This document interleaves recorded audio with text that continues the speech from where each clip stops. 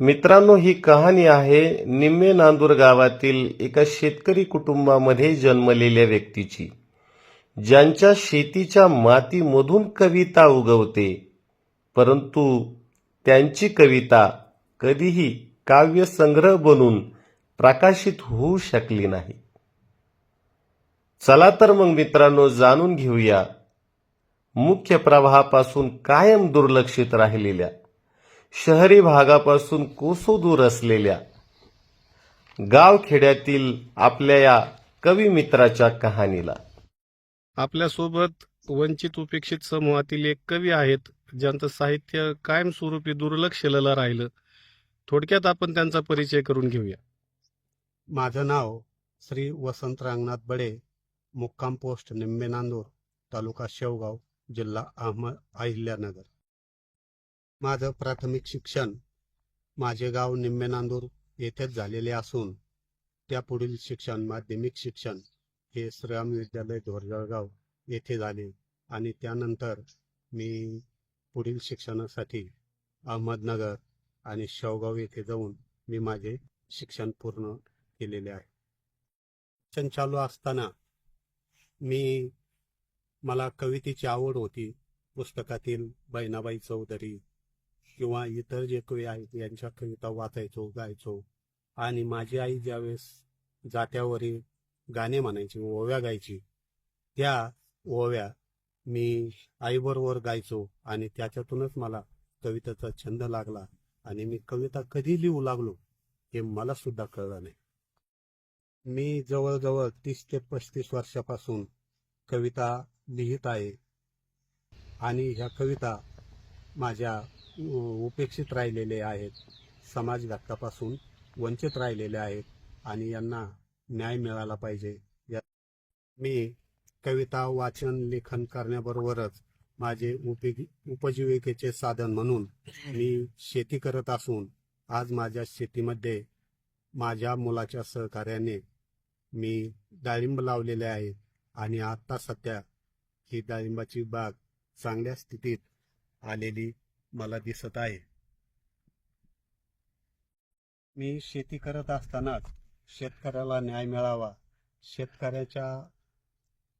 शेतकऱ्याची या भ्रष्टाचारातून मुक्तता व्हावी म्हणून गिधाड नावाची एक कविता केलेली आहे.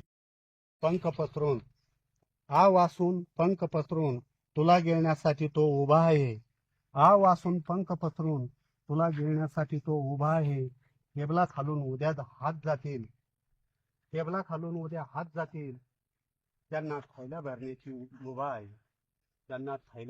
मुभा आहे. तुझ्या चालीने तू चाल पण तुझ्याशी उद्या तो लढणार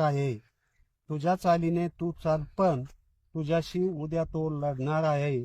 पुढचा पाऊल मागे घेतला तर तेच तुला उद्या नडणार आहे. जगून मेल्यासारखा राहतो आता ते तुझ्यापेक्षाही गुंडाळ आहेत. जगून मेल्यासारखा राहतो आता ते तुझ्याही पेक्षा गुंडाळ आहेत. सज्जनाचा तो आव आणील तुला गिळणारे ते एक गिधाड आहे. तुला गिळणारे ते एक गिधाड. प्रत्येक फुलाचा फुलण्यात काहीतरी स्वार्थ असतो. कोणीतरी आपल्याला हुंगावे असाच त्याचा अर्थ.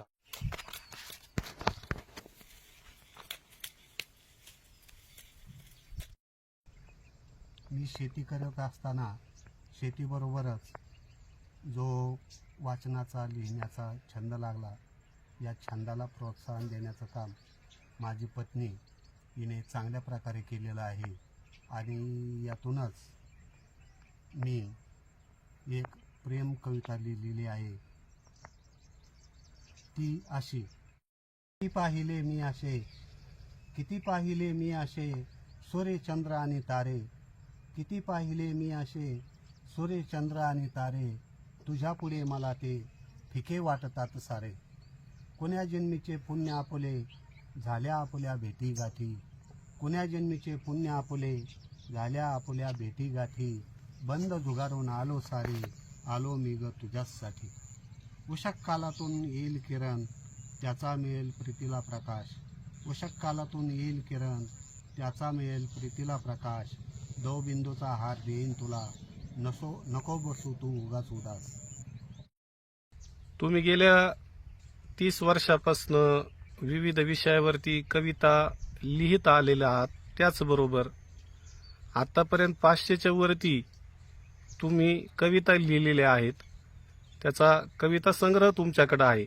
मग या संदर्भात महाराष्ट्र शासन किंवा साहित्य परिषदा यांच्याकडे तुम्ही काही प्रस्ताव सादर केलेले होते किंवा नाही केलेले?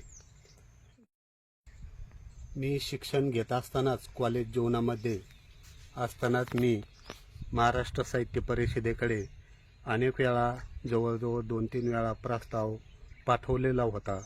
परंतु या साहित्य परिषदेने माझ्या प्रस्तावाची कोणत्याही प्रकारे दखल घेतलेली नाही आणि शासनाने सुद्धा याची दखल घेतलेली नाही.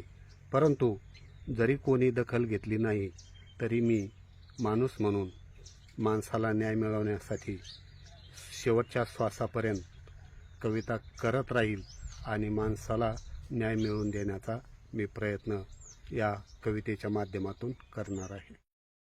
आताच्या इंटरनेटच्या युगामध्ये एखादा नवीन कवी किंवा नवीन लेखक याचा जन्म होऊ शकतो का, याबद्दल तुम्हाला काय वाटते? आजच्या मोबाईल संस्कृतीमुळं किंवा ChatGPT या सॉफ्टवेअरमुळं माणसाला प्रत्येक गोष्ट आयती मिळू लागलेली आहे. त्यामुळं माणूस हा आता बुद्धीचा वापर न करता ज्या मोबाईलच्या माध्यमातून जे आयतं मिळतं, फुकट मिळतं, याकडे कल जास्त आहे आणि त्याच्यामुळं वाचन संस्कृती आणि लेखन संस्कृती लोप पावत चाललेली आहे. त्यामुळं आजच्या काळात तरी चांगल्या दर्जेदार कवी लेखक होणे हे मला तर वाटतं शक्य नाही. तुम्ही आपल्या कवितेच्या माध्यमातून तरुण पिढीला काय संदेश देऊ इच्छिता? आज विज्ञान युग असल्यामुळं जरी आपण चांगल्या प्रकारे प्रगती केली असली तरीही माणूस आजही अंधश्रद्धा, देवधर्म याच्यात अडकलेला आहे आणि यातून सुटका व्हावी. तरुणांनी शिक्षणाच्या माध्यमातून कष्टाच्या जोरावर आपलं भवितव्य घडवलं पाहिजे. याच्यासाठी मी माझी कष्ट नावाची कविता केलेली आहे. ती अशी: बस झाली तुमची कथा कीर्तने, बस झाली तुमची कथा कीर्तने, आता वाचा नवे विज्ञान. बस झाली तुमची कथा कीर्तने, आता वाचा नवे विज्ञान. जाळून टाका त्या अंधश्रद्धेला आणि मिळवा नवे ज्ञान. एकजुटीने कष्ट करा रे, देव तुमच्या पाया पडेल. एकजुटीने कष्ट करा रे, देव तुमच्या पाया पडेल.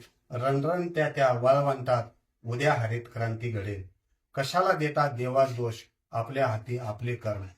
कशाला देता देवास दोष, आपल्या हाती आपले कर्म. कष्ट करून घाम गाळा रे, मगच कळून येईल त्यातील वर्म. सटवाई जो काही पुरत्या झाल्या, त्यांनीच तर सारं वाटोळं केलं. सटवाई जो काही पुरत्या झाल्या, त्यांनीच तर सारं वाटोळं केलं.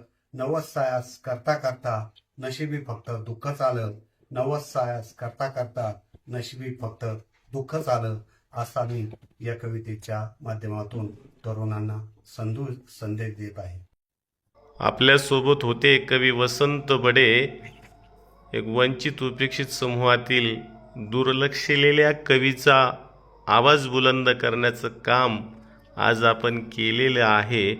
या मावळतेकडे जाणाऱ्या सूर्या समान त्यांची कविता अस्ताला जाणार नाही, तर उद्याचा नवीन सूर्य वसंत बडे यांच्या कवितेची वाट पाहत आहे.